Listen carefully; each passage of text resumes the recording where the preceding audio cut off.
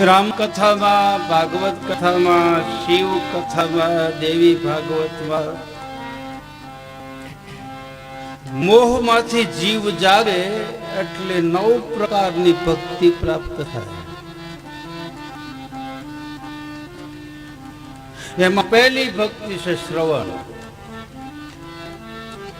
એટલે સાંભળવું.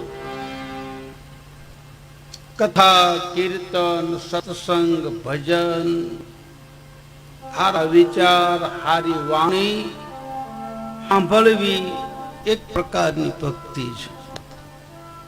ભલે આપણાથી બીજું કાંઈ ન થાય, કોઈ સારી વાત સાંભળીએ એ પણ ભક્તિ છે. શ્રવણમ જેને કહે છે, શ્રવણ એટલે કાન થાય.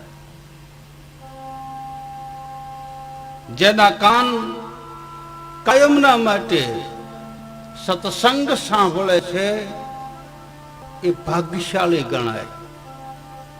જેના કાન કાયમ ભજન સાંભળે છે, જેના કાન કાયમ હરિકથા સાંભળે છે, જેના કાન કાયમ સંતોની વાણી સાંભળે, એ કાન પવિત્ર ગણાય છે. એટલે પહેલી ભક્તિ મૂકી શ્રવણ, સાંભળવું.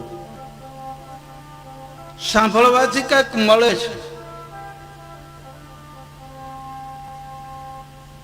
સારી વાત સાંભળ. હવે વિચાર કરો, મોડી વાત સાંભળવામાં એટલો બધો રસ જાગે તો સારી વાત સાંભળવામાં રસ જાગે કે ન જાગે?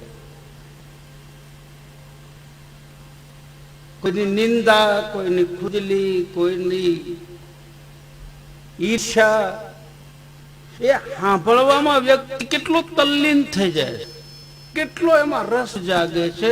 એ તો નકામી વસ્તુ છે, અને નકામી વસ્તુમાં જો એટલી બધી રસ જાગતો હોય તો અસલ વસ્તુમાં રસ જાગે કે ન જાગે? પરમાત્માની કથામાં રસ જાગે એટલે જ આને રસ કીધો છે. રસ સાંભળવાથી રસ જાગે. સાંભળવાથી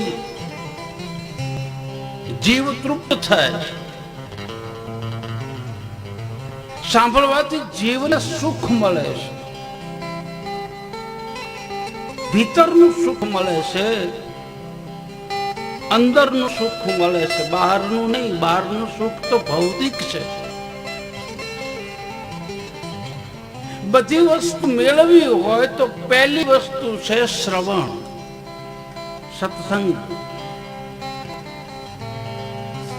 હાલો ને જાય સત્સંગમાં, સત્સંગ મોટું ધામ છે. સત્સંગમાંથી રજા લઈને શ્રી કૃષ્ણ છે. હાલો ને જાય સત્સંગમાં, સત્સંગ મોટું ધામ છે. સત્સંગમાંથી રજા લઈને સૌને શ્રી કૃષ્ણ છે.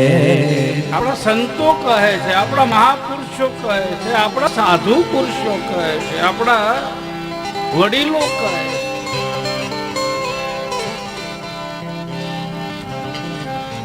જેટલું સાંભળવામાં મળે છે એટલું ગાવામાં નથી મળતું.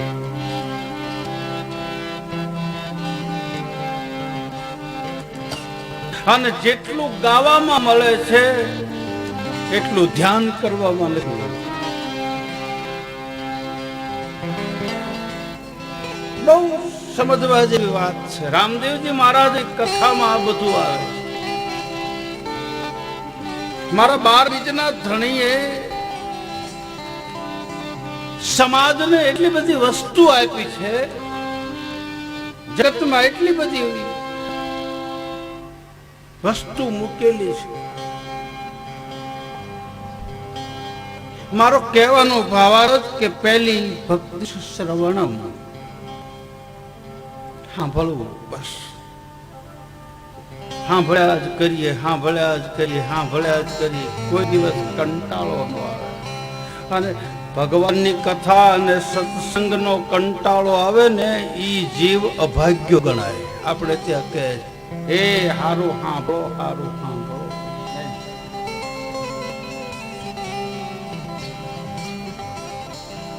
હારું સાંભળો, હારું સાંભળો.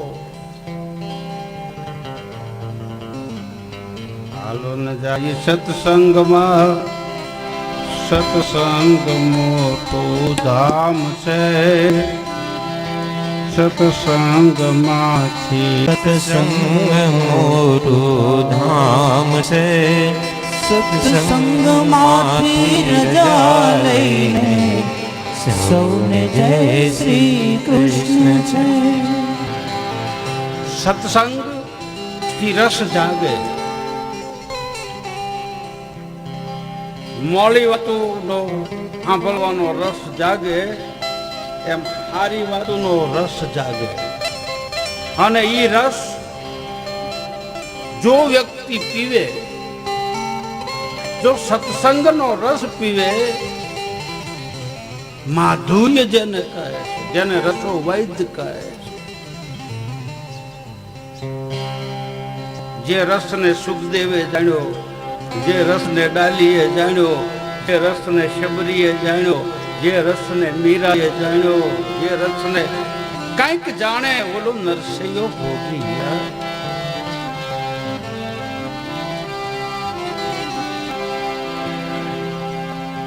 આ રસ એક એક ચરણામત મળી જાય મને ને તમને, એક બુંદ મળી જાય મને ને તમને. હા,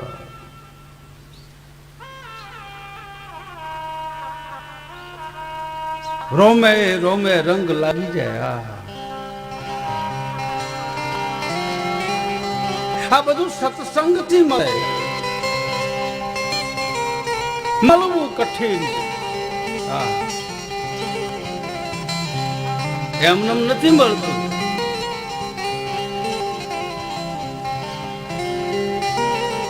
હસ્તીને ગુમાવા વગર મસ્તી નથી મળતી.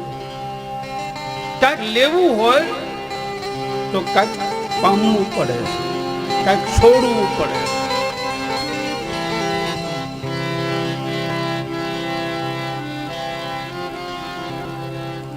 તમને કદાચ ખબર હોય આ મેળવવા માટે શું કરવું પડે, કેટલી કેટલી વસ્તુનો ત્યાગ કરવો પડે, તારે ઈ રસ મળે છે. જેને રસો વૈદ્ય કહે છે, જેને અમૃતનો કૂપો કહે છે.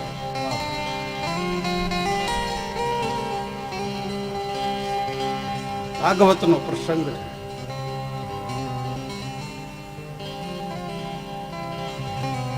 ભગવાન કૃષ્ણ ગોકુળ છોડીને જયારે મથુરામાં ગયા,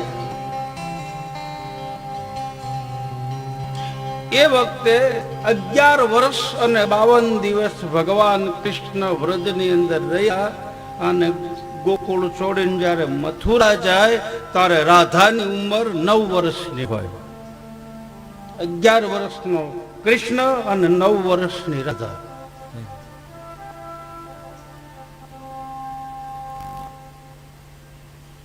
રાધાને છોડી, વાંસળીને છોડી અને આખું વ્રજને છોડી રાધાના પગલામાં તે વાવ્યું વંદરાવન, સિદ્ધને સોગંદ એવા ખાધા. રાધાના પગલામાં તે હે કાન વાવ્યું વંદરાવન, સિદ્ધને સોગંદ એવા ખાધા. સ્નેહમાં તે હોય કાંઈ હાંધા, એવા તે શું પડી ગયા વાંધા, તો તું શું જવાબ દેશ માધા. મથુરામાં તને પૂછશે કાનવલી, ગોકુળમાં કોણ હતી રાધા.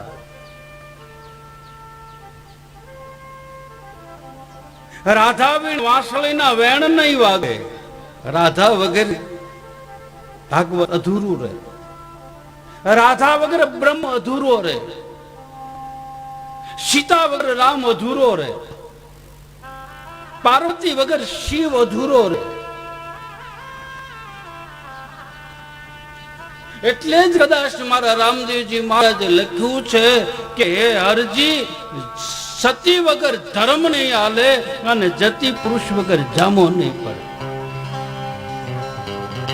આ બધાએ એને બધાને મોર રાખી છે ભગવતીઓ, જગદંબાઓ.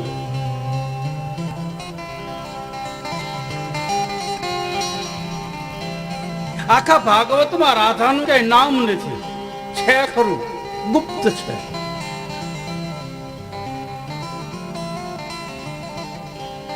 રાધા વ્યક્તિ નથી, રાધા અનુભવ છે. વંદરાવનમાં જાઓ એટલે જણજણાટી થાય, કાનમાં રાધે રાધે શબ્દ પડે, સમજી જવાનું રાધા એવી. રાધા વ્યક્તિ નથી, રાધા વાતાવરણ છે, રાધા પ્રકૃતિ છે. અને પ્રકૃતિ બધાને સ્પર્શ કરે અને એનો સ્પર્શ થાય એટલે શરીરમાં સંપન્ન થાય, શરીરમાં જણજણાટી થાય. અમુક વસ્તુ દેખાતી નથી, એનું મૂળ ઘણું છે. દેખાય એની કિંમત થાય, ન દેખાય એના મૂળ ન થાય. વાહ! મૂળ અને કિંમતમાં ફેર છે.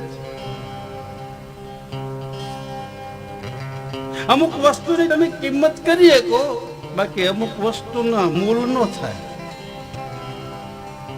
નથી કહેતા કે ભાઈ એનું મૂળ ન થાય. તમે કોઈ વસ્તુ લેવા જાવ તો કિંમત કરી શકો, મૂળ ન થાય. કોણ મૂળ કરી શકે?